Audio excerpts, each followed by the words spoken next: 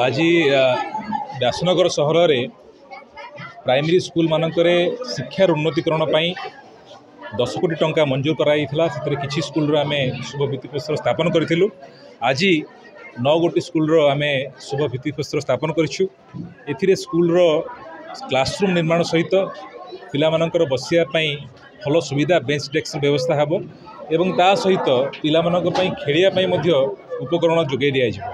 मूल उद्देश्य हूँ जो कुनि कुनि पिला माने होचंती आम देशर भविष्य तेणु एम गोटे भल शिक्षार वातावरण तैयारी करने ये सब पुरातन स्कूल गुड़िक अच्छी अनेक गुड़े स्कूल घर भांगी रुझी जाइला खराब अवस्था से स्कूल गुड़िक जगार नूतन स्कूल गृह निर्माण कर अवकाश में मु निश्चित भाव में माननीय मुख्यमंत्री को धन्यवाद जनइबी, जिला प्रशासन को धन्यवाद जनइबी एवं मोर आशा और विश्वास जे स्कूल घर गुड़िक तैयारी सरला जो कुनि कुनि पिलांका गोटे बहुत भल शिक्षार वातावरण हो।